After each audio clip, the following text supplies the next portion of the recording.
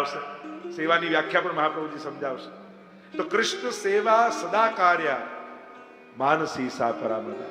પ્રત્યેક વૈષ્ણવ માટે મહાપ્રભુજીની આ સનાતન આજ્ઞા છે, પ્રભુની સેવા. જો કોઈ પણ વૈષ્ણવનું ઘર ઠાકોરજી વગરનું ન હોય.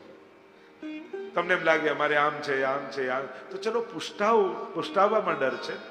પુષ્ટાવા વગર તો એકવાર પધરાવ, એકવાર એમને પ્રભુને પધરાવ, પણ પ્રભુ વગરનું ઘર ન હોવું. જેની કૃપાથી ઘર મળ્યું એને જ ઘરથી કાઢી મૂકશો તો પછી કોના આશીર્વાદ લેવા જશો? જેની કૃપાથી 2 ટંક ભોજન મળે છે એને મિશ્રી ન ધરી શકો તો પછી કયા મોઢે એની સામે ઉભા રહેશો? એટલે એક સ્થાન ઘરમાં, ભલે ઘર નાનું હોય, આ હોય, એક નાનકડું ખાનું, પણ પ્રભુ માટેનું જરૂર હોવું જોઈએ. એ જ આપણા ઘરની શોભા છે. કૃષ્ણ સેવા સદા કાર્ય. પ્રભુની સેવા એટલે જ મહાપ્રભુજી પાસે જે વૈષ્ણવ આવે અને વિનંતી કરે, જયરાજ મારું શું કર્તવ્ય છે? તો કે તું ઠાકોરજીની સેવા કર, પ્રભુની સેવા કર. આ જ વિશેષતા છે મહાપુષ્ટિ માર્ગની. અન્ય જગ્યાએ તો પોતે જ ભગવાન બનીને બેસી જાય, ભગવાન પાસે જવા જ ન દે. ગુરુ દ્વાર હોવો જોઈએ, દીવાર ન હોવો જોઈએ. અહીંયા તો પુષ્ટિ માર્ગમાં સૌથી પહેલા તમને ઠાકોરજી પધરાવવા, પ્રભુની સેવા કરો, ઠાકોરજીને લાલ લડાવો. અને એટલા માટે સીધું સાધું ગણિત છે. પ્રભુની સેવા દ્વારા આપણું કલ્યાણ છે. એમાં ક્યાં આટા ફેરા માણસો કરે? અહીંયાનું સાંભળે તો ત્યાં દોડે, પેલો કે અહીંયા કંકુ નીકળ્યું, પેલો કે અહીંયા ભભૂત નીકળ્યું, અહીંયા કે આ નીકળ્યું, અહીંયા કે આના આશીર્વાદ, આ કે પેલાના, આમ કરીને જો ભટકવા કલયુગમાં નીકળ્યા ને તો ભટકતા જ રહેશે. અને એકવાર ભટકવાનું શરૂ કરીએ છે ને પછી એ ભટકાવ સમાપ્ત નથી થતો. એકવાર મન લલચાયું એટલે પછી મન ભટક્યા જ કરશે. ભગવાન સિવાય કોઈ આપણું કલ્યાણ કરવાનું નથી. આ સીધી સાદી વાત દરેક શાસ્ત્રોની છે. અને મહાપ્રભુજી સીધું સાધું સમજાવે છે કે ઈશ્વરની સેવા, ઈશ્વરની ભક્તિ, ભગવાનની ભક્તિ કેટલું સરળ. એ પણ તમારા ઘરેથી શરૂ કરો, એક નાનકડા ગોખલામાં પધરાવીને શરૂ. કેટલું સરળ છે. પણ અત્યારના સમયમાં સીધું સાદી વાત કરે ને તેમને આમાં દમ નથી લાગતો. અને કોઈ આમ અઘરી વાત કરે ને કે આમ થઈ જશે ને આમ કરો ને પેલું. જો સમાધાન ગુરુના વચનોમાં 3 વસ્તુ હોવી જોઈએ. સૌથી પહેલા સરળતા હોવી જોઈએ. સમાધાન જે આપણે સરળ હોવું, આ પહેલું સમજાય. નહીં તો ઘણા પાસે તમે પેલું લઈને જાઓ કે આ તકલીફ છે, અચ્છા તો એવું કરો, આ પડીકી લો, રોજ લેજો, બધું જ સારું થઈ જશે. પણ કે શેની સાથે? કે સિંહણના દૂધ સાથે. હવે લાવવું ક્યાં? લેવા કોણ જાય? લોકો ઉપાય જેવા અઘરા બતાવે કે આપણને ખબર આનો અંત જ નહીં આવે. અને પછી તમે જાઓ તો આ તો મેં કહ્યું એમ નતું કર્યું. એટલા માટે સહજતા, સરળતા જ્યાં ન હોય, જ્યાં દંભ, ભય અને લાલચ, આ 3 વસ્તુ બતાવીને તમને ખેંચવાની કોશિશ કરાય ને ત્યાંથી સાવધાન રહે. કારણ કે જો આ 3માં કલયુગમાં પડ્યા ને તો ભટકતા જ રહી. હવે ભગવાનથી વધારે કોણ આપી દેવાનું છે આ દુનિયામાં? કોઈ સામર્થ્યવાન છે ભગવાનથી વધારે આપવાનું? તમે શાસ્ત્રો વાંચી લો, કોઈ વ્યક્તિ પર વિશ્વાસ ના આવતો હોય. ગ્રંથો વાંચો. એટલે તો આપણે ગ્રંથોત્સવ કર્યો કે ઘર ઘરમાં ગ્રંથ બિરાજે. યુકેના દરેક ઘરમાં ગ્રંથ પધરાવો છે. ક્યારેક ગીતાજી ખોલીને વાંચો તો ખરા, ક્યારેક ભાગવતજી ખોલીને વાંચો તો ખરા. બધું સમજાય છે, સીધું સમજાય એવી વાત છે. પણ જો આ લાલચમાં પડ્યા તો ભટકતા રહી જશે. કૃષ્ણ સેવા સદા કાર્ય, આ પ્રધાન સિદ્ધાંત મહાપ્રભુજી. એટલે જ આપણે ત્યાં બ્રહ્મ સમન લઈ પહેલા ઠાકોરજીને પધરાવવાનું. અને સેવા એ બહુ વિસ્તાર માંગે એવો વ્યાખ્યા છે. જેમ જેમ આગળ ચર્ચા નીકળશે. સ્વયં હરિરાયજી તો શિક્ષાપત્રમાં એમ કહે છે ને, વશીકરણ સાધનમ. તમારે ભગવાનને વશ કરવા છે. વશ કરવા એટલે શું? તમે જેમ ઈચ્છો એમ ભગવાન કરે. આને કહેવાય વશ કરે. વશીકરણ કરે ને લોકો, જેમ જાદુગર વશીકરણ કરે એટલે શું કરે? વશ કરી લે, પછી કે હમણાં બહુ ગરમી છે એટલે તમને પરસેવો આવવા લાગે, હિપ્નોટાઇઝ કરી લે તો તમને ગરમી લાગવા માંડે. કે હમણાં બહુ ઠંડી છે, તમને દાંત કકડી જાય તો કકડવા લાગે. આને કહેવાય વશ કરે. તો પ્રભુને તમારે વશ કરવા છે. શિક્ષાપત્રમાં સમજાવે છે કે સેવા જ વશીકરણનું સાધન છે. જેમ મુંબઈ કે ઇન્ડિયામાં આવો ને આફ્રિકામાં જાઓ, ત્યાં શું હોય? બધાની એક આદત, કામવાળાઓનું બહુ. અને ઇન્ડિયામાં જાઓ એટલે ખાસ કરીને મોટા શહેરોમાં, એટલે પેલો કામવાળો નવો આવ્યો હોય ને તો એને બીક હોય, મને કાઢી મૂકશે તો કાઢી મૂકશે તો કાઢી મૂકશે. પણ પેલું ધીમે ધીમે આખું ઘર સાચવી લે, બધું સંભાળી લે, અને 1 વર્ષ થઈ જાય એટલે હવે માલિકને બીક લાગે ક્યાંક આ જતો ના રહે. એટલે પછી ઘરનું આખું ટાઈમ ટેબલ કામવાળાના ટાઈમ પ્રમાણે ચાલે. ચલો બધા જમી લો, હમણાં વાસણ વાળો આવી જશે. ચલો બધા નહીં લો, હમણાં કપડા વાળો આવી જશે. એટલે બધું ઘરનું ટાઈમ ટેબલ એના પ્રમાણે ચાલે. અને પછી તો એ ધમકી, જો આમ કરો નહીં તો હું તો જતો રહીશ. ના ના ના તું રે. પછી તો જાણે બધા આને આધીન થઈ જાય. એમ હરિરાયજી સમજાવે છે કે પ્રભુની સેવા પધરાવી, સેવા કરી કરી કરી કરી કરી કરી કરી ઠાકોરજીને તમારી એવી આદત પાડી દો કે એમને બીક લાગે કે આ સેવા છોડીને જતો ન રહે. અને એટલા માટે તમને વશ થઈ જાય. તમે એમ કહો કે બસ મંગળા થયા, સવાર પડી, ઠાકોરજી કે હમણાં તો બપોરના 12 વાગ્યા છે, પણ તમે કીર્તન ગાઓ, લાલન જાગો હો ભયો, પ્રભુતાએ સવાર થઈ ગઈ, સવાર બસ થઈ ગઈ. અને કલાકમાં તો ભોગ ધરી આ કરીને પોડાવવાનો સમય થઈ જાય. રુચિ રુચિ સખી અને સેજ બનાવી, પ્રભુ રાત પડી ગઈ છે, પ્રભુ કે આ સૂરજ માથે છે ને. પણ જ્યાં પોઢાવાનું કીર્તન ગાઓ એટલે ઠાકોરજીને નિંદ્રા આવવા લાગે અને પ્રભુ પોઢી જાય. વશીકરણ સાધન, આ સેવા એ જ વશીકરણનું સાધન છે. કૃષ્ણ સેવા સદા કાર્યા માનસી સા પરામતા. અને એ જ સેવા જ્યારે ફલાત્મક થાય છે ત્યારે માનસીનું દાન ઠાકોરજી આપે છે. એમ કહીને દ્વિતીય શ્લોકને સેવા શબ્દની વ્યાખ્યા સમજાવતા કે સેવા સદા કાર્ય છે તો ખરા, પણ સેવા કહેવાય કોને એને સમજાવતા મહાપ્રભુજી બીજા શ્લોકમાં આજ્ઞા કરે. સેવા કહેવાય કોને, એની સિદ્ધિ કઈ રીતે થાય, એના સાધન કયા, અને સેવાનું ફળ શું, આ ત્રણેય આ બીજા શ્લોકમાં મહાપ્રભુજીએ સમજાવ્યું. ચેતસ્તત પ્રવણમ સેવા. સેવા કોને કહેવાય કે આ ચિત્ત ભગવાનમાં પરોવાવું, એનું નામ સેવા. સેવા 2 પ્રકારની, એક સાધન રૂપા અને બીજી ફલ રૂપા. અત્યારે મન લાગતું નથી, પણ રાગ ભોગ શૃંગાર, એટલે કે જેમાં આપણું મન છે એ વસ્તુઓ પ્રભુમાં લગાડી, એ વસ્તુઓ થકી મન ઠાકોરજીમાં લગાડવાની કોશિશ કરી. આપણે આવા શૃંગાર, આવા તર, આવા ભોગ, માણસનું મન આ બધામાં જ છે, આ બધી વસ્તુઓમાં જ મન છે. તો એ વસ્તુઓ સમર્પિત કરી અને ઠાકોરજીમાં એના થકી મન તનુવિત્ત જા. માણસનું મન 2 જગ્યાએ, દેહમાં અને ધનમાં. અહમતા મમતા આ જ જગ્યાએ છે.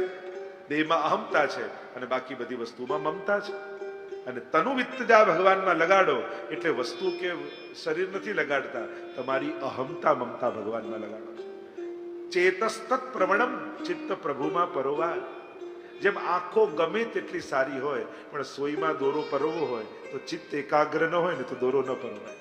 આંખ ગમે તેટલી સારી હોય પણ એકાગ્રતા થાય તો જ પરોવાય. બસ આમ જ પ્રભુમાં મન પરોવાવું, એનું નામ જ સેવા છે.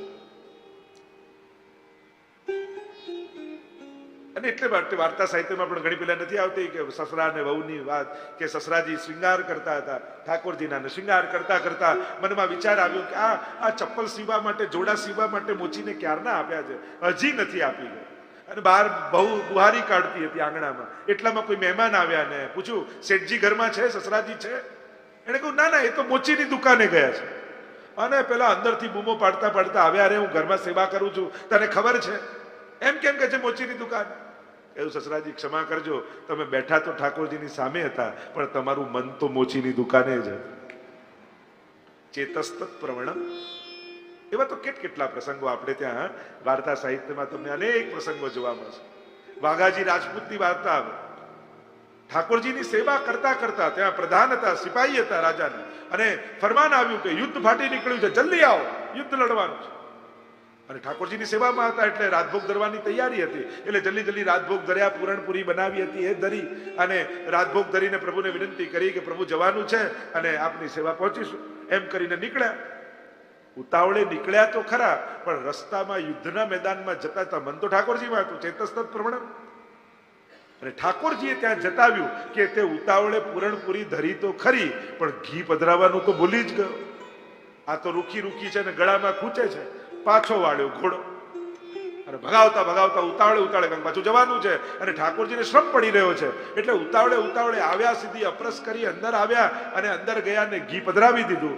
ઉતાવળે આવ્યા તો ખરા, પણ પગમાંથી જોડા કાઢવાનું ભૂલી ગયા. અને કેટલાક વૈષ્ણવને પ્રસાદ લેવડા બોલાવ્યા હતા કે આજે અમારે ત્યાં પ્રસાદ લેવો. અને જે વૈષ્ણવ ગામના બેઠા હતા એમને એનો ભાવ ન દેખાયો, પણ જોડા દેખાયા, ચપ્પલ દેખાય. અરે આવો અધર્મી, આને ત્યાં ક્યાંથી પ્રસાદ લઈએ? આટલું નથી સાચવતો, ઠાકોરજીના મંદિરમાં જોડા પહેરીને જતો રહે છે, આના ઘરે પ્રસાદ નહીં લઈએ. ભૂખ્યા રહ્યા, ભૂખ્યા વૈષ્ણવ ગયા. એમને થયું મારા ઘરેથી વૈષ્ણવ ભૂખ્યો ગયો તો મારાથી પણ પ્રસાદ કેમ લેવાય? ગુસાઈજીને ખબર પડી, વૈષ્ણવને બોલાવ્યા, સંક્ષિપ્તમાં કહ્યું કે અરે તમને એનો ભાવ ન દેખાયો કે પ્રભુના સુખાર્થ દેહનું ભાન ન રહે? જાઓ, મારી આજ્ઞા છે, હમણાં ને હમણાં એમના ઘરે જઈને પ્રસાદ લઈ આવો. ચેતસ તત્પ્રવણમ સેવા તત્ સિદ્ધે તનુ વિત્તજા. અને તનુજા વિત્તજા દ્વારા આપણે ઠાકોરજીની સેવા સિદ્ધ કરીએ છીએ અને માનસી સુધી પહોંચીએ છીએ. તો ચેતસ તત્પ્રવણમ, ચિત્ત પ્રભુમાં પરોવાવું. અને મોટા ભાગનો પ્રશ્ન એ જ હોય છે ને, અમારું મન ભટકે છે. મોટા ભાગે લોકોને એ જ પ્રશ્ન હોય છે, આ ચિત્ત ભટકે છે. પણ જે સમયે પ્રભુમાં પરવાઈ, જે દિવસે મનમાં એમ ભાન થશે કે આ મન પણ ઠાકોરજીનું જ છે. લોકો એમ કે મન ભટકે તો શું મન તમારું શરીર છોડીને બધે આંટા મારવા જાય છે? મન બધે જાય છે કે મનમાં બધું આવે છે? એક વસ્તુ યાદ રાખો, મનને પકડવાની કોશિશ ન કરો. એ કોઈ વસ્તુ નથી કે પકડાઈ જાય, સ્થિર થઈ જાય. મનને સાત્વિક બનાવવાની કોશિશ કરો. મન જેટલું સાત્વિક થશે ને એટલું સ્થિર રહેશે. તો ચેતસ તત્પ્રવણમ સેવા તત્ સિદ્ધે તનુ વિત્તજા. તનુજા વિત્તજા દ્વારા. અને વાર્તા સાહિત્યમાં કેટલા આપણે ત્યાં પ્રસંગો છે તનુ વિત્તજાની સેવા જેમણે કરી. અનેક વાર્તા સાહિત્ય, અત્યારે પ્રસંગોમાં નથી જતો. અને એનાથી શું થશે સેવાથી? તતઃ સંસાર દુઃખસ્ય નિવૃત્તિ બ્રહ્મબોધનમ. ભગવત સેવાનું ફળ શું મળશે? તતઃ સંસાર દુઃખસ્ય નિવૃત્તિ. સંસારના સમસ્ત દુઃખોની સમાપ્તિ થઈ જશે. કઈ રીતે થશે? કેમ થશે? કારણ કે પ્રભુમાં મન લગાવી દીધું. જાકો મન લાગ્યો ગોપાલ સો તાહી ઓર કેસે ભાવે. પ્રભુમાં મન લગાડ્યું એનો અર્થ શું થાય? હવે ભગવાનથી સુખ ન માંગો, ભગવાનને જ સુખ માનો. હવે માંગવાની વૃત્તિ ગઈ અને માનવાની વૃત્તિ આવી. પ્રભુ જ મારા જીવનનું પરમ સુખ છે. અને જેણે ભગવાનને જ સુખ માની લીધું એને ભગવાન પાસે સુખ માંગવાની જરૂર નથી પડતી. અને વાર્તા સાહિત્યમાં તમે પ્રમાણ જુઓ ને, કેટલા કુંભનદાસજીનું તમે પ્રસંગ જુઓ. પેલા સોનાની આરસી લઈને માનસિક રાજા આવ્યા, આ રાખી લો. કુંભનદાસ કહે જેના થકી મારું મન શ્રીનાથજીમાંથી જાય એવી કોઈ વસ્તુ મારે ન જોઈએ. કારણ કે મન ઠાકોરજીમાં છે અને છોડીને આમાં જશે. એવા તો અનેક પ્રસંગો વાર્તા સાહિત્ય. નારાયણદાસજીની વાર્તામાં આવે, સૂતા ને ઉઠતા તો રત્નો નીકળતા અને ગોબર લીપાવી દેતા કે જો મન ઠાકોરજીને છોડીને જો આમાં ગયું ને તો પાછો જન્મારો લેવો પડશે. ચેતસ્તત પ્રવણમ સેવા તત્ સિદ્ધે તનુ વિત્તજા તતઃ સંસાર દુઃખસ્ય નિવૃત્તિ. સંસારના દુઃખોનો હરતા ભગવાન છે. તથા સંસાર દુઃખસ્ય નિવૃત્તિ. તમે 84 વૈષ્ણવની વાર્તાઓ વાંચો, સંસારના દુઃખોની નિવૃત્તિ એમને થઈ. તો શું દુઃખો ના આવ્યા? આવ્યા તો ખરા, પણ દુઃખ લાગ્યા નહીં. ઘણા કહેવાતા દુઃખો જેને આપણે દુઃખો માનીએ છીએ, એ બધા દુઃખો જીવન છે તો બધું આવવાનું, બધું રહેવાનું. તમારા માટે કુદરતના નિયમો બદલાઈ નથી જતા. હા, તમારો દ્રષ્ટિકોણ જરૂર બદલાઈ જાય છે. સંસારના દુઃખોની નિવૃત્તિ. કારણ જેના ઘરમાં ભગવાન બિરાજશે, ઠાકોરજી બિરાજશે, જેના ચિત્તમાં પ્રભુની સેવાનો ભાવ હશે, એ સદાય ભાવથી સમૃદ્ધ રહેશે. અને એટલા માટે એને લૌકિક કોઈ પણ વસ્તુ પ્રસન્નતા નહીં આપી શકે. તથા સંસાર દુઃખસ્ય નિવૃત્તિ બ્રહ્મબોધનમ. અને બ્રહ્મનું જ્ઞાન થઈ જશે. સોહી જાનત જેહુ જનાઈ. તુલસીદાસજી તો કહું, ભગવાનને કોણ જાણી શકે? જેને ભગવાન જણાવવા માંગે. અને એમ પણ 1-2 દિવસ તમે દૂરથી કોઈને જોયા હોય તો અને એનાથી પરિચય ના થાય, એને જાણવા માટે એની જોડે રહેવું પડે. ઘણી વાર કોઈની નક્કી થાય સગાઈને તો એમ કહી કે હમણાં સગાઈ નથી કરી, થોડી વાર થોડા સાથે રહે, અરે ફરે વાત કરે અને એકબીજાને ઓળખી લે પછી નક્કી કરી. સાથે રહે તો પ્રબોધ થાય. એમ જેના ઘરે ઠાકોરજી રહેવા આવ્યા છે, જે પ્રભુની સાથે રહે છે, એ જ પ્રભુના સ્વરૂપને જાણી શકે છે. નિવૃત્તિ બ્રહ્મબોધન. પ્રભુનું જ્ઞાન એને થઈ જાય છે. અને જેણે ભગવાનને જાણ્યા ને એ સર્વજ્ઞ બની જાય છે. એને સમસ્ત પદાર્થોનું જ્ઞાન થઈ જાય છે. તો આમ મહાપ્રભુજીએ સમજાવ્યું, સેવા આવું દુર્લભ તત્વ છે કે જેની સિદ્ધિ તનુ વિત્તજાથી થાય છે. આ દેહ, આ ધન, આ મન પ્રભુમાં જ્યારે લાગે ત્યારે આ જીવનની સિદ્ધિ, એમ કહીને મહાપ્રભુજી આગળ વાત કરતા, આગળ આજ્ઞા કરે તૃતીય શ્લોકમાં. હવે વેદાંતની વાતો આગળ આવશે. શુદ્ધાદ્વૈત બ્રહ્મવાદનો સિદ્ધાંત મહાપ્રભુજી આ સિદ્ધાંત મુક્તાવલીમાં સમજાવે છે. પહેલા સેવાનો સિદ્ધાંત સમજાવી દીધો કે કૃષ્ણ સેવા સદા કાર્ય અને તત્સિદ્ધે તનુ વિત્તજા તત સંસાર દુઃખસ્થ નિવૃત્તિ બ્રહ્મબોધનમ, એ આખી સેવાની. હવે શુદ્ધાદ્વૈત બ્રહ્મવાદ જે અણુભાષ્યમાં વાતો કરી મહાપ્રભુજીએ, એ વાત સંક્ષિપ્તમાં સિદ્ધાંત મુક્તાવલીમાં મહાપ્રભુ સમજાવશે. બ્રહ્મનું સ્વરૂપ, જીવનું સ્વરૂપ અને જગતનું સ્વરૂપ. અને એ અદ્વૈતવાદના સિદ્ધાંતને મહાપ્રભુજી સમજાવતા આગળ કરે, પરમ બ્રહ્મ તુ કૃષ્ણો હિ સચ્ચિદાનંદ કમૃવત. પરબ્રહ્મ કૃષ્ણ છે. ભાગવતજીમાં જેમ કહ્યું ને, એ તે ચાંકુલા પુંસ કૃષ્ણસ્તુ ભગવાન સ્વયં યસ્માત ક્ષરમતીતો અહમ અક્ષરાદપિ ચોત્તમ અતોસ્મિ લોકે વેદે ચ પ્રથિત પુરુષોત્તમ. જે ગીતાજીમાં વાત કરી, ક્ષર, અક્ષર અને પુરુષોત્તમ, આ ત્રણેય બ્રહ્મના સ્વરૂપની વાત કરી છે. અને એટલા માટે કહું, ભગવાન પરબ્રહ્મ તો કૃષ્ણો હિ સચ્ચિદાનંદકમ બૃહત. પ્રભુ સદાનંદ રૂપ છે, સતચિત અને આનંદ રૂપ બૃહત એટલે અક્ષર બ્રહ્મ છે. અને દ્વિરૂપમ તદ્વિદ્ધિ સર્વમ તસ્યાદેકમ તસ્માદ વિલક્ષણમ. અને આ બે રૂપ વાળા છે. પ્રભુ જગત રૂપે પણ અને પ્રભુ રૂપે પણ, આ બંને સ્વરૂપે પ્રગટ થયા છે. તો આ ત્રણેય સ્વરૂપની આગળ ચર્ચા આવશે. ક્ષર, અક્ષર અને પુરુષોત્તમ, જેની ગીતાજીમાં વાત છે, એ વાતને સમજાવતા મહાપ્રભુજી સ્વસિદ્ધાંતને સમજાવી રહ્યા છે. શુદ્ધાદ્વૈત બ્રહ્મવાદને સમજાવતા ચોથા શ્લોકમાં મહાપ્રભુજી આજ્ઞા કરે.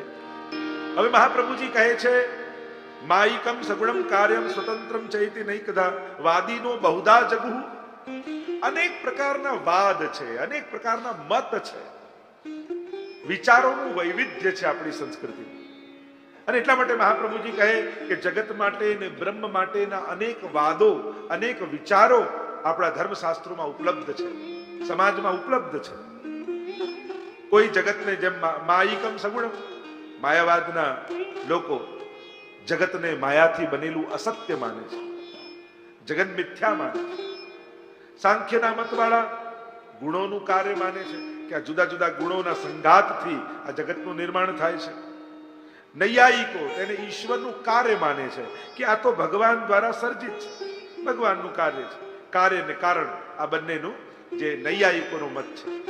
અને એ જ રીતે મીમાંસકો આને અનાદિ અને શાશ્વત માને છે કે આ તો બધું હતું, કોણે બનાવ્યું એ બધું ચર્ચા નૈયાયિકો નથી કરતા, મીમાંસકો નથી કરતા. આ તો બધું છે જ અનાદિકાળ. એ રીતે મીમાંસકોનો મત છે. આમ જુદા જુદા જે મત શાસ્ત્રોમાં બતાવ્યા છે એની ચર્ચા કરતા તો કહ્યું, આ જગત વિશે આવા વિવિધ મતો ઉપલબ્ધ છે. એમ કહેતા મહાપ્રભુજી પાંચમા શ્લોકમાં આજ્ઞા કરે. મહાપ્રભુજી આજ્ઞા કરે કે અક્ષર બ્રહ્મ જ આ જગત રૂપે પ્રગટ થયું છે. અદ્વૈતનો સિદ્ધાંત છે ને, કાર્યકારણ અભેદાન. કાચબાનું ઉદાહરણ આપવામાં આવે વેદાંતમાં કે જ્યારે ક્રિયા ન કરવી હોય ત્યારે સમેટી લે પોતાની ઇન્દ્રિયોને, અને જ્યારે ક્રિયા કરવી હોય ત્યારે મુખ અને ઇન્દ્રિયોને બહાર કાઢે. એમ અહીંયા મહાપ્રભુજીના મતે જગતનું સર્જન અને નાશ નથી, બ્રહ્મ જ જગત રૂપે આવિર્ભૂત થાય છે અને બ્રહ્મ જગતને પોતાનામાં તિરોધાન કરી લે છે. આવિર્ભાવ અને તિરોભાવની ફિલોસોફી. અને અહીંયા એ સમજાવતા કહ્યું, અક્ષર બ્રહ્મ કૂટસ્થો અક્ષર ઉચ્યતે, એ અક્ષર બ્રહ્મ જ જગત રૂપે પરિણમિત થયું છે. અને પરિણમિત થયું જેનો વેદમાં શ્રુતિઓએ ઉલ્લેખ કરેલો છે. અને મહાપ્રભુજી આજ્ઞા કે દ્વિરૂપમ ચાપી ગંગાવ, એને પણ બે રૂપે માનવું જગતને. જેમ ગંગાજીને તમે બે રૂપે માનો છો, એ બે રૂપે કઈ રીતે, દ્વિરૂપે કઈ રીતે એને સમજાવતા મહાપ્રભુજી આગળ ગંગાજીનું ઉદાહરણ આપી આ વાતને સમજાવે છે. એક ગંગાજીને જે વિદ્વાનો મહાત્મ્ય બુદ્ધિ વાળા છે કે ગંગાજીના મહાત્મને જે લોકો જાણે છે, એ ગંગાજીને કેવલ જલ રૂપે નથી જોતા, એ સાક્ષાત ગંગાજીને દેવી રૂપે જુએ છે. અને જ્યારે દેવી રૂપે એમનું આરાધન કરે છે તો ગંગાજી જે ફળ આપવા સામર્થ્ય છે એ બધું જ ફળ એ ભજનારને આપે છે. જો આપણે ત્યાં ગંગાજી, યમુનાજી આ બધાના દેવી રૂપ માન્યા છે. આપણે ત્યાં નદીઓ, પર્વતો હિન્દુ સંસ્કૃતિ પ્રમાણે કેવલ એમના ભૌતિક રૂપને આપણે નથી જોતા, બે રૂપે એમને ભજીએ છીએ. એક એમનું દેવતા રૂપ અને એક એમનું ભૌતિક રૂપ, જે નદી રૂપ અને દેવી રૂપ. તો ગંગાજીને પણ બંને રૂપે છે. શાંતનુ રાજાના કથામાં મહાભારતમાં જે મહાભારતનું મૂળ શરૂ થાય છે તો ગંગાજીને વિવાહ કરે છે અને ગંગા પુત્ર રૂપે ભીષ્મજી પ્રગટ થાય છે ને. બધાને વસુઓ હતા અને બધાને જલમાં પધરાવ્યા. એક શરત સાથે વિવાહ કર્યા હતા શાંતનુ રાજા સાથે ગંગાજીએ કે હું જે કરું એનો તમારે પ્રશ્ન નહીં પૂછવા, અને પ્રશ્ન પૂછશો એ દિવસે હું જતી રહીશ. તો જે બાળકો થયા એ જન્મતાની સાથે ગંગાજીમાં પધરાવ્યા અને હવે રહેવાયું નહીં. તો કે કેમ આને કરો આમાં જલમાં લાવો મને આપો એમ લીધું અને ત્યાં ગંગાજી પધારી ગયા. અને ભીષ્મજી જે વસુઓની કથા આવે છે મહાભારતમાં અને એ રહી ગયા એટલે ભીષ્મજી ગંગા પુત્ર કહેવાયા. ગંગા પુત્ર ભીષ્મ. તો ત્યારે ગંગાજી સ્વરૂપાત્મક છે એમની સામે, એમના સામે નદી રૂપે નથી, મૂર્તિમંત રૂપે છે. તો આમ વિદ્વાનો બે રીતે જેમ ગંગાજીને પૂજે છે તો મહાત્મ્ય સંયુક્તા મહાત્મ્ય બુદ્ધિ વાળા લોકો ગંગાજીને દેવી રૂપે ભજે છે, એમનું પૂજન આરાધન કરે છે અને ગંગાજી એમના ઉપર કૃપા કરી એમને ફળનું દાન કરે છે. આ એક રૂપ જગતને સમજાવી રહ્યા છે. તો એ જ રીતે આ જગત એક રૂપ છે સાક્ષાત અક્ષર બ્રહ્મનું. આ જે કાંઈ દેખાઈ રહ્યું છે જગત રૂપે એ રૂપ નામ વિભેદેન જગત ક્રીડતી યોયત, એ ભગવાન જ ક્રીડા કરી રહ્યા છે અક્ષર બ્રહ્મ રૂપે. હવે બીજું સ્વરૂપ નદીનું એને સમજાવતા આગળ મહાપ્રભુજી સમજાવે છે. અને જે ગંગાજીમાં આવી દેવી બુદ્ધિ રાખે છે ને ભાવથી ભજે છે તો એને દેવી રૂપે ગંગાજી દર્શન પણ આપે છે. એ મહાપ્રભુજી અહીંયા સમજાવી રહ્યા છે. ગંગાજીનું એક્ઝામ્પલ આપે છે. સાક્ષાત ઘણા એવા લોકો છે જેને ગંગાજીનું આરાધન છે અને દેવી રૂપે સાક્ષાત ગંગાજી એમને દર્શન આપે છે. તો એવું પણ કૃપા કરે છે અને જે ફળ આપે છે. હવે જે પ્રત્યક્ષ દેખાતા નથી એવા ભૌતિક રૂપની વાત કરતા 8મા શ્લોકમાં મહાપ્રભુજી સમજાવે. અને આમ જેને દેવી રૂપે પણ નથી દેખાતા, દેવી રૂપે જેને દેખાય છે એને તો ફળ મળે છે, પણ જેને દેવી રૂપ નથી દેખાતા પણ ગંગાજીના જળનું પૂજન કરે તો એને પણ ફળ મળે છે. જરૂરી નથી કે ગંગાજી દર્શન આપીને જ પોતાની કૃપા કરે. એને જેને થાય છે એના પર તો કૃપા કરે જ છે, જેને આધ્યાત્મિક દેવી રૂપ દેખાય. પણ જેને દેવી રૂપ નથી દેખાતું, નદી રૂપ ગંગાજીનું પૂજન કરે છે શ્રદ્ધાવાળો વ્યક્તિ, એને પણ ગંગાજી ફળ આપે છે.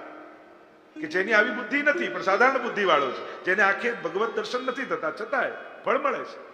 તો એ જ રીતે આ જગતમાં છુપાયેલા બ્રહ્મ ઈશ્વર 9મા શ્લોકમાં સમજાવતા મહાપ્રભુજી સ્પષ્ટીકરણ કરે. તો એ રીતે મહાપ્રભુજી સમજાવે કે જેમ ગંગાજીમાં છે એ જ રીતે હવે જગત બ્રહ્મ આ તમને સમજાવું તો મહાપ્રભુજી કહે છે જે ભૌતિક રૂપે દેખાય છે એ જગત ભગવાનનું ભૌતિક સ્વરૂપ. એમાં જે આ રૂપે પ્રગટિત થયું છે, જેમ ગંગાજીમાં તીર્થ રૂપ છે એ આધ્યાત્મિક સ્વરૂપ, તો એ અક્ષર બ્રહ્મ. અને જે દેવી રૂપે દેખાયા એ સાક્ષાત ભગવાન. એટલે કે ભગવાન, અક્ષર બ્રહ્મ અને જગત, એટલે કે ભગવાનના 3 રૂપ બતાવે: આદિ ભૌતિક, આધ્યાત્મિક અને આદિ દૈવિક. આ 3ની વાત. યસ્માત ક્ષરમતીતો અહમ અક્ષરાદપી ચોત્તમ અતોસ્મી લોકે વેદે ચ પ્રથિત પુરુષોત્તમ. થોડીક વેદાંતની વાત છે, સમજવાની કોશિશ કરજો જે ગીતાજીમાં સમજાય. જલ રૂપે ભૌતિક રૂપે ભૌતિક સ્વરૂપ જગત. આ જલ ગંગાજી એ તીર્થ રૂપા છે, સ્નાન કરવાથી પાપ જાય. આ તીર્થ બુદ્ધિ એ આધ્યાત્મિક સ્વરૂપ અને મૂર્તિમંત દેવી રૂપે પ્રગટ થાય એનું આદિ દૈવિક સ્વરૂપ. એમ ભગવાનના 3 રૂપ, જગત એ ભૌતિક, આ જગતમાં અક્ષર બ્રહ્મ એ આધ્યાત્મિક, અને આ બંને રૂપે જે પ્રગટ થયો છે એ પુરુષોત્તમ એ આદિ દૈવિક સ્વરૂપ. જે શુદ્ધાદ્વૈત બ્રહ્મવાદનો મત મહાપ્રભુજીએ સમજાવ્યો. અને આમ જગત પણ 3 પ્રકારનું છે એમ સમજાવતા 10મા શ્લોકમાં મહાપ્રભુજી સમજાવે કે એ જ રીતે જગત પણ 3 ગુણો વાળું છે: સત્વ, રજ અને તમ. અને આ 3 ગુણોના એક અધિષ્ઠાતા દેવતા બ્રહ્મા, વિષ્ણુ અને મહેશ. એ રીતે ભગવાન જ આ જગતના નિયામક છે, કરતા છે, નિયંતા છે. અને બ્રહ્મ જ આ 3 સ્વરૂપે બ્રહ્મા, વિષ્ણુ, મહેશ રૂપે પ્રગટ થઈ અને આ જગતના સત્વ, રજ અને તમ આ 3 ગુણોના કાર્યો આ 3 દેવતા દ્વારા ભગવાન કરે છે. એમ કહીને મહાપ્રભુજી આગળ સમજાવે. અને એટલા માટે મહાપ્રભુજી સમજાવે છે કામચારસ્તુ લોકેશ્મી બ્રહ્માદિભ્યો ન ચાન્યથા. કે આ જગતમાં જે ઉપાસકો છે અને પોતાની ઈચ્છા પ્રમાણે જે ભોગોની કામના રાખે છે, તો એ બધા ભોગો તો બ્રહ્માદિ દેવતાઓથી જ એમને મળે છે. ભગવાન કૃષ્ણ એ તો આત્મા છે અને પરમાત્મા જ આનંદનું દાન કરી શકે છે. બાકી બધા ભોગો આપી શકે છે, પણ જે આત્માનો આનંદ છે એ પરમાત્મા સિવાય બીજું કોઈ આપી શકતું. અને એટલા માટે એ કૃષ્ણની સેવા એ જ પરમાનંદની પ્રાપ્તિ કરાવી શકાય છે. એમ કહેતા 12મા શ્લોકમાં આગળ સમજાવતા મહાપ્રભુજી કહે, અને અતસ્તુ બ્રહ્મવાદેન કૃષ્ણે બુદ્ધિર વિધીયતામ. અને એટલા માટે બ્રહ્મવાદને હૃદયમાં ધારણ કરી. બ્રહ્મવાદ એટલે સર્વ ખલ ઇદમ બ્રહ્મ, આ બધું બ્રહ્મ જ છે, ભગવાનનો જ વિસ્તાર છે, એવો ભાવ રાખી કૃષ્ણમાં બુદ્ધિ સ્થિત કરી દે. આ કૃષ્ણ જ રૂપ નામના ભેદથી ક્રીડા કરી રહ્યો છે. જો એટલે જ મહાપ્રભુએ સમજાય, પૂર્ણાનંદ એ કૃષ્ણ, અલ્પાનંદ એ જીવ અને નિરાનંદ એ જગત. જેમ અગ્નિમાંથી તણખાની જેમ નીકળ્યા ને, તો એ અગ્નિ બ્રહ્મ, એમાંથી તણખો નીકળે તો થોડી વાર ગરમ હોય, એ અલ્પાનંદી જીવ કે જેની અંદર આનંદ ખતમ નથી થઈ ગયો છે અલ્પ રૂપે, અને અમુક તણખાઓ બુઝાઈને રાખ થઈ જાય, એ છે જગત જે નિરાનંદ છે. તો આમ બ્રહ્મવાદને મહાપ્રભુજી સમજાવે. હવે આ રીતે સમગ્ર સૃષ્ટિને જુઓ કે આ બ્રહ્મ અતસ્તુ બ્રહ્મવાદે કૃષ્ણે બુદ્ધિર વિધીયતા.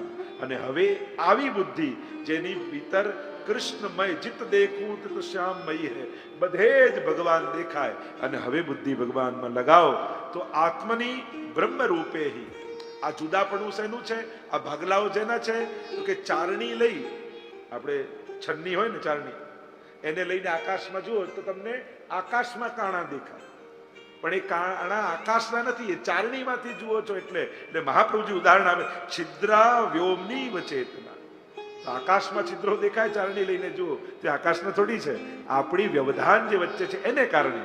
તો આ જે રૂપ નામનો ભેદ દેખાય છે એ આપણી બુદ્ધિને કારણે છે, બાકી છે બધે જ બ્રહ્મ. પણ આપણી બુદ્ધિ રૂપ નામના ભેદને જુએ, આ મોટો, આ નાનો, આની મૂકીમાં. એક વ્યક્તિ હતો, એના ઘરમાં સુંદર ગણપતિની મૂર્તિ સોનાની, આટલું મોટું ઉંદર ને ઉપર નાનકડા ગણપતિ. અને જીવનમાં કંઈક તકલીફ આવી ઘરમાં ને બહુ વિપત્તિ આવી, એટલે વિપત્તિ આવી તેમ થયું કે આ ગણપતિ વેચી દઉં તો થોડું ધન આવે તો સુખ આવે. સોનીને ત્યાં દુકાનમાં ગયા અને સોનીને કહ્યું કે આના કેટલા પૈસા આવે? સોનીએ કહ્યું ઉંદરના તો 10,000 આવશે, પણ ગણપતિના 1000 જ આવશે. પેલો કે તારી બુદ્ધિ ખરાબ થઈ ગઈ છે કે શું? ઉંદર તો વાહન કહેવાય ગણપતિનું, ગણપતિ મોટા કે ઉંદર મોટો કહેવાય? પેલો કે તું દેવતાને જુએ છે, હું સોનાને જોઉં છું. મારા બુદ્ધિમાં તો સોનું જ્યાં વધારે એની કિંમત વધારે. તારી ભીતર દેવતા બુદ્ધિ છે, એટલે તું મહાત્મ્ય જુએ કે વાહન મોટું કે દેવતા મોટા. તારા મને ગણપતિ મોટા છે, પણ તું આવ્યો છે સોનીને ત્યાં, જેમાં સોનું વધારે એની કિંમત વધારે. બસ જગતમાં આ જ ગણિત છે. આપણે જોઈએ છે સોનાને, કૃષ્ણને, કે કણ કણમાં જે કૃષ્ણ રમી રહ્યો છે, અખિલ બ્રહ્માંડમાં. નરસિંહ મહેતા કહે છે